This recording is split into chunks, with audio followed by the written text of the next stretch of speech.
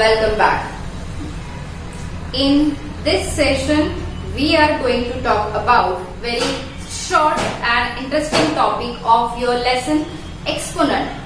That is standard form of number and its exponential form. Okay.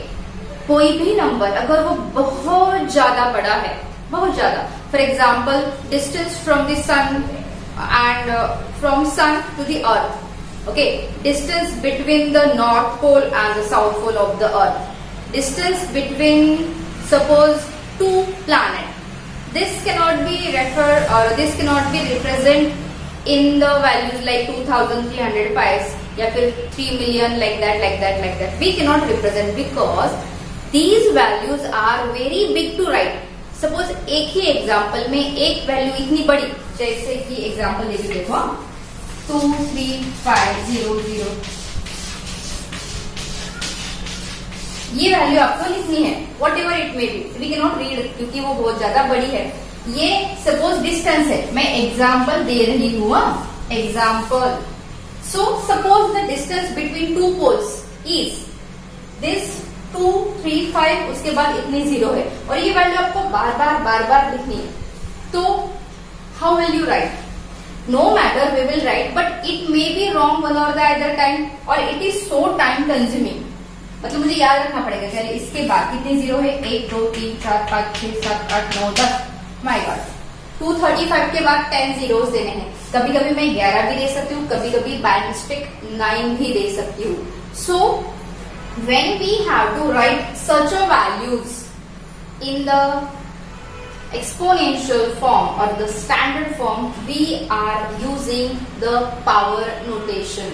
Okay, power notation, जिसको क्या कहते हैं? Standard form. क्या कहते हैं? Standard form. स्टैंडर्ड फॉर्म में जब हम कोई भी नंबर लिखते हैं, ओके, कोई भी नंबर लिखते हैं तो उसका जो फर्स्ट पार्ट एक्चुअली वो होल नंबर और डेसिमल ऐसे होता है. वही एग्जाम्पल लेते हैं. सपोज यू हैव गिवन 2 3 5, उसके बाद कितने थे? 10 काउंट किए थे ना हमने. 1 2 3 4 5 6 7 8 9 10. Okay, this we have to write in the standard form. So when we are writing the number in standard form, that time what we are doing, हम एक डेसिमल का पहले वाला पार्ट और डेसिमल का बाद वाला पार्ट ऐसे डिवाइड करते हैं. ये जो पार्ट है, फर्स्ट वाला पार्ट या whole number part, that is between 1 to 10. 1 to 10. Rest of things are write in the form of decimal. Understand? So when we are writing this, how we will write? We will write like 2.35 into 10^2. अभी देखो ये whole number है, मैंने decimal कहाँ पे दिया है? यहाँ पे दिया है, राइट. डेसिमल यहाँ पे दिया है, तो डेसिमल के बाद कितने डिजिट बच रहे हैं? 1 2 3 4 5 6 7 8 9 10 11. Okay, understand? और ये 13. फिर से काउंट करो प्लेसेस. इस डेसिमल को हमें आगे लेके जाना है एक एक प्लेस के बाद. So here I have given the decimal 1 2 3 4 5 6 7 8 9 10 11 12. 10^12. Understand? 10^12. So when you are writing this number in the standard form, you are writing as a combination of this whole number and decimal multiplied by or into the power notation of 10. Power notation of 10. Understand? Suppose you have a number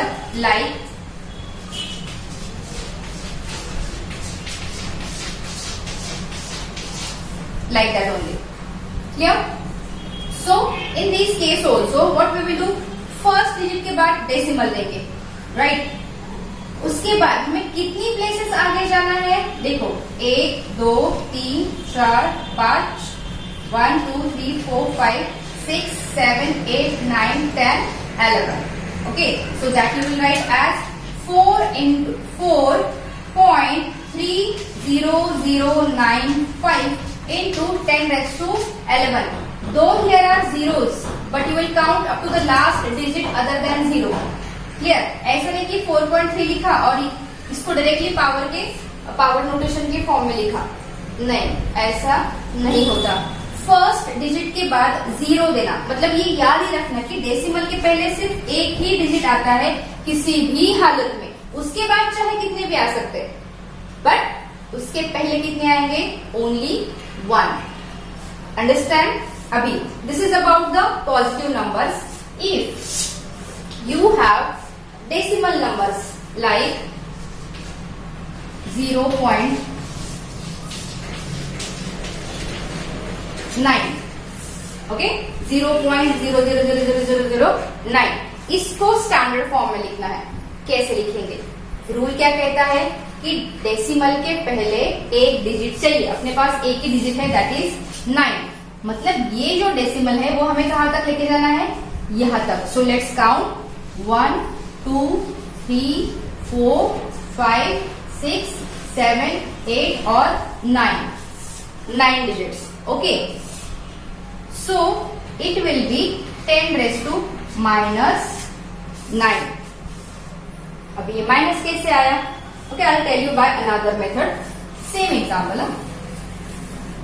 ये ऐसे है 0.00009। How many digits are there? 1 2 3 4 5 6 7 8 9। Okay, 9। So we will write it 9 upon 1 2 3 4 5 6 7 8 9 बराबर। अगर हमने उस decimal को fraction के form में लिखा तो it will be written as like this. So if you will convert this into the exponential form, it will be -9, right? It will be 9 और वो डिनोमिनेटर में है। कहां पे है?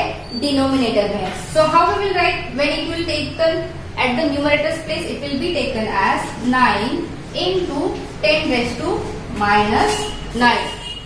ओके, देखो एक एग्जाम्पल लेती हूँ। Suppose a upon b raised to 4 और b raised to m।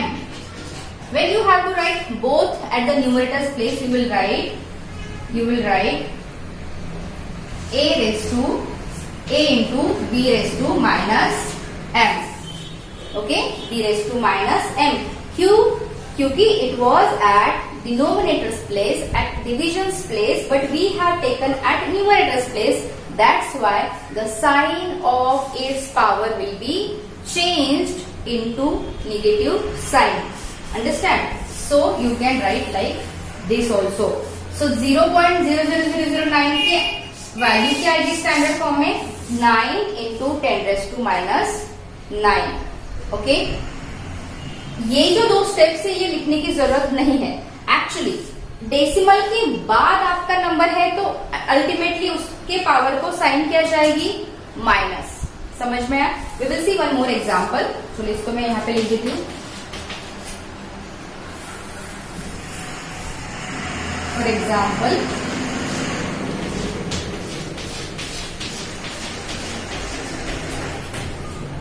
9251 कितने भी हो सकते हैं।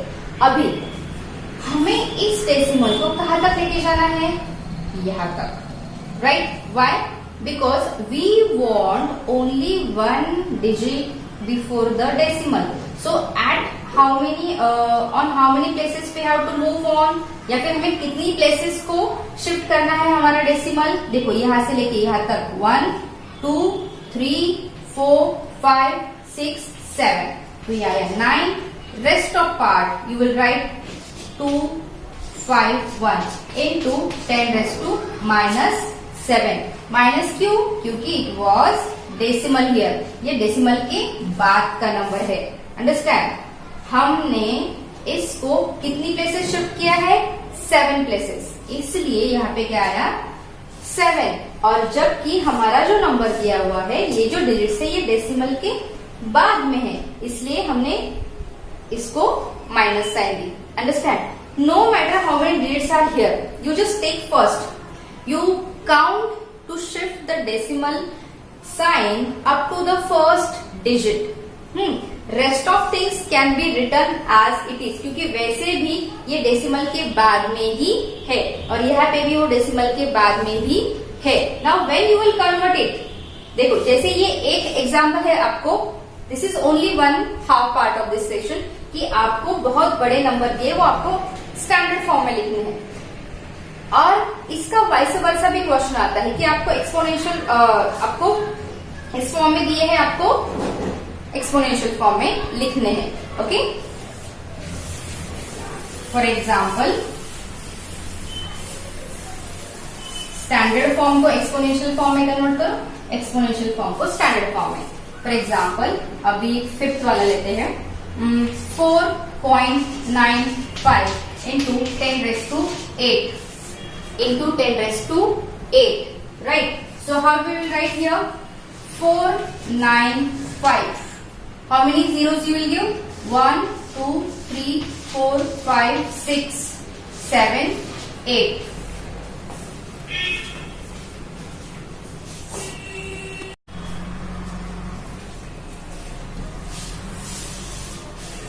Now the next half of this topic is, before that I want to tell you one thing. In your book this exponential form को scientific notation भी कहा गया है, scientific notation. Okay, so do not get confuse between that. Standard form जो मैंने अभी सिखाया, standard form से हमने साइंटिफिक नोटेशन फॉर्म में कन्वर्ट किया. अभी साइंटिफिक नोटेशन से हमें स्टैंडर्ड फॉर्म में लिखना है. जैसे आपको दिया है एग्जाम्पल, हमने 5 के लिए 6 वाला लिखते हैं. We will write here for example 8.9 multiply by 10⁵5.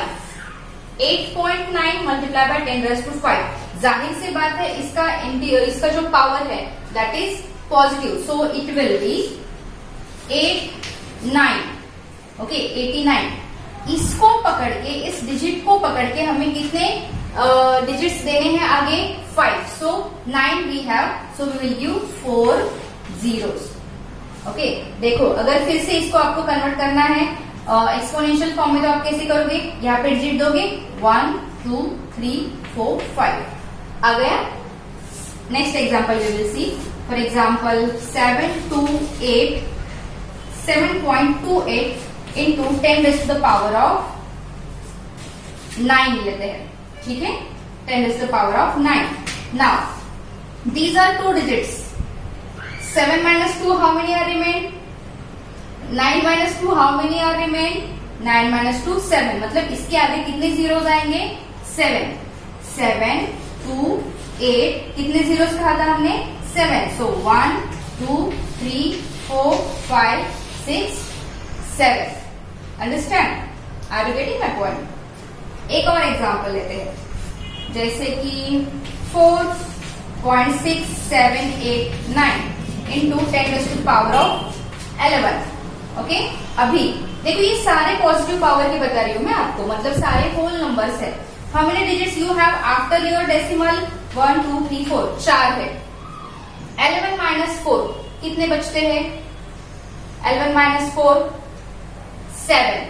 So when you will write it in the standard form, you will write ये नंबर तो आप एज इट इज लिखोगे 4, 5, 7, 8, 9. उसके बाद 1, 2, 3, 4.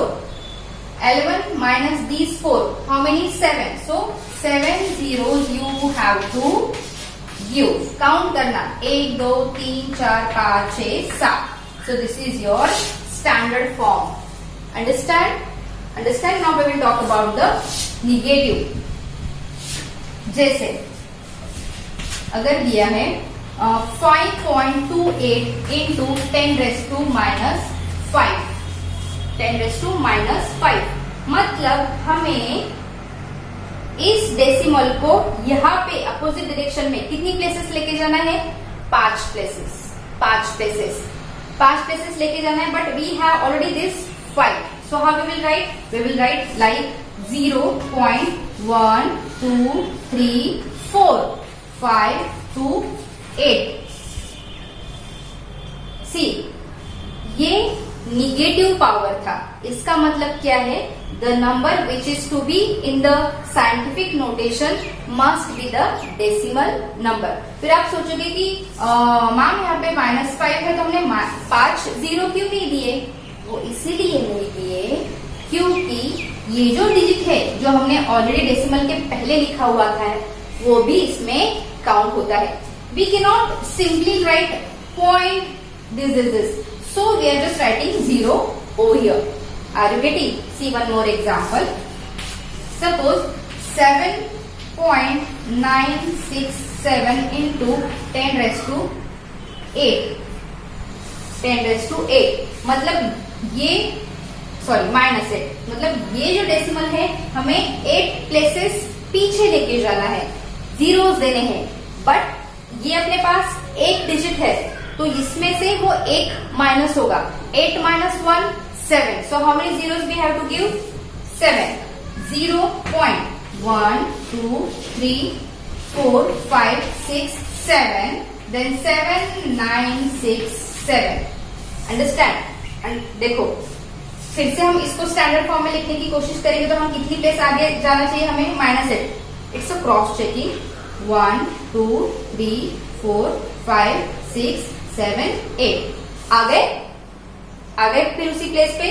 सो like this you have to write the answer. This zero we are not counting in this negative power. क्यों? क्योंकि वो decimal की पावर है और ये जो जीरो है ये डेसिमल के पहले आ रहा है, मतलब होल नंबर पार्ट में आ रहा है। So that will not be counted in the negative power. समझ में आया? सी लिटिल बिट कंफ्यूजिंग है ये थोड़ा सा, लेकिन थोड़े सा कंसंट्रेशन करके समझ के जो ट्रिक्स मैंने बताई थी छोटी छोटी, कि जैसे अगर एक डिजिट है तो इससे माइनस करो या फिर उसको ऐसे मैन्युअली आप पेंसिल से रफ ऐसे सेक्शंस बनाओ कि आपको कितना प्लेस आगे जाना है, और यू कैन काउंट लाइक 1 2 3 4 5 6 7 8 ऐसे भी काउंट कर सकते हो। या फिर अगर आपको लगता है कि without doing any such marking or counting I can write the correct answer, then you are welcome. It's up to your comfortness, but what is the condition? My condition is accuracy, correctness. कैसे भी करो, कितना भी rough work किया तो भी चलेगा, कैसे भी क्रॉस चेक किया तो भी चलेगा, लेकिन आंसर करेक्ट ही चाहिए। Understand?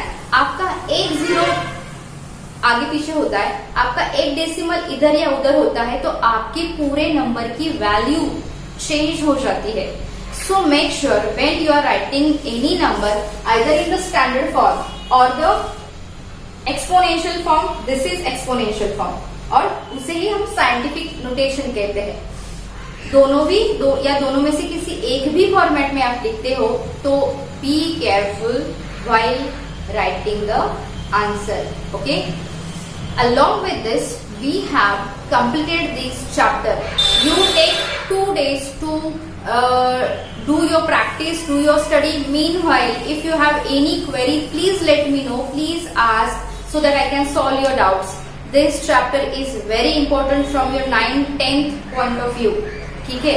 So you take your own time to practice for this and please let me know so that I can conduct your test. Till that time, you take care of yourself, you practice continually and you prepare for the exam.